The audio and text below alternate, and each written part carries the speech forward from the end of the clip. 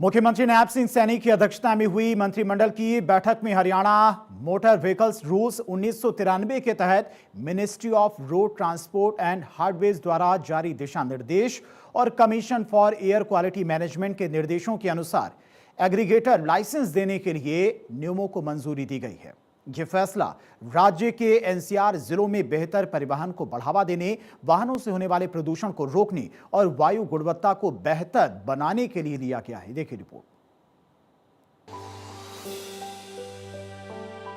मुख्यमंत्री नायब सिंह सैनी ने बताया, संशोधित नियमों के तहत 1 जनवरी 2026 से राष्ट्रीय राजधानी इलाकों में एग्रीगेटर्स, डिलीवरी सर्विस प्रोवाइडर्स और ई कॉमर्स कंपनियों के बेड़े में शामिल सभी गाड़ियां आवश्यक तौर पर सीएनजी, इलेक्ट्रिक व्हीकल, बैटरी से चलने वाली गाड़ियां या किसी दूसरे स्वच्छतम ईंधन पर आधारित होंगी। उन्होंने बताया कि एनसीआर इलाकों में मौजूदा बेड़े में सिर्फ सीएनजी या इलेक्ट्रिक 3 व्हीलर, ऑटो रिक्शा को ही शामिल करने की अनुमति होगी।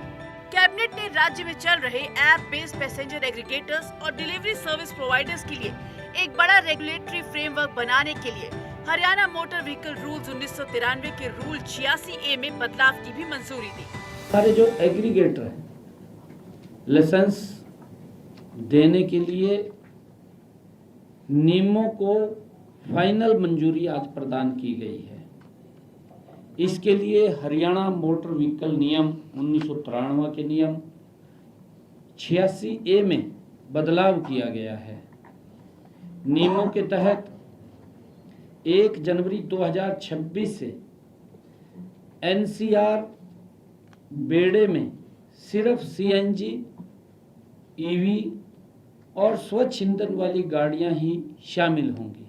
आज ये निर्णय किया गया। इससे राज्य के एनसीआर जिलों में क्लीन मोबिलिटी में सुधार लाने में मदद मिलेगी, जिससे प्रदूषण में भी कमी आएगी।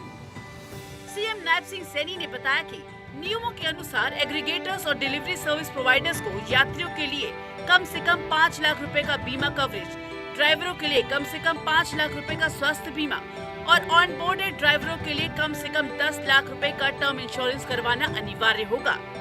उन्होंने बताया कि इन नियमों के तहत गाड़ियों में vehicle location tracking device, panic button, first aid kit और फायर एक्सटिंग्विशर लगाना जरूरी होगा। एग्रीगेटर्स को पैसेंजर की मदद और शिकायत दूर करने के लिए 24/7 कंट्रोल रूम और कॉल सेंटर भी बनाने होंगे। पारदर्शी और जिम्मेदारी को मजबूत करने के लिए नियमों में वाहन और सारथी पोर्टल के जरिए गाड़ी और ड्राइवर की डिटेल्स के वाहन का डिजिटल प्रमाणीकरण का प्रबंध करना है।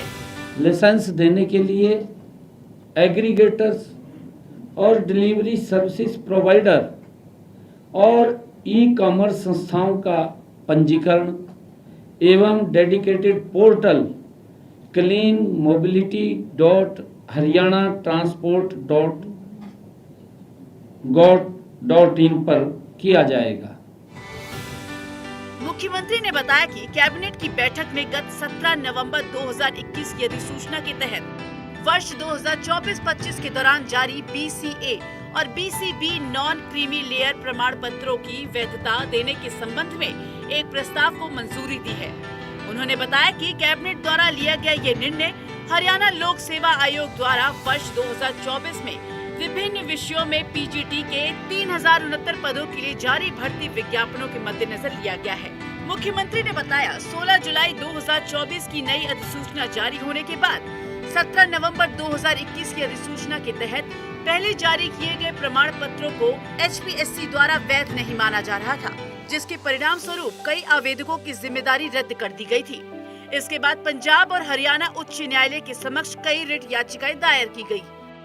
16 जुलाई 2024 की अधिसूचना से पहले BCA और BCB प्रमाण पत्रों के लिए 17 नवंबर 2021 की अधिसूचना मान्य थी और जैसा विज्ञापन में दी गई शर्त के अनुसार HPSC ने 17 नवंबर 2021 की अधिसूचना के तहत पहले जारी किए गए प्रमाण पत्रों को वैध नहीं माना, जिसके परिणाम स्वरूप कई हमारे युवाओं की उम्मीदवारी, आवेदकों की उम्मीदवारी रद्द कर दी गई। मुख्यमंत्री ने बताया 17 नवंबर 2021 की अधिसूचना के तहत वर्ष 2024-25 के दौरान 23 जुलाई 2024 से पहले जारी किए गए नॉन क्रीमी लेयर प्रमाण पत्रों को सभी प्रयोजनों के लिए वैध माना जाएगा।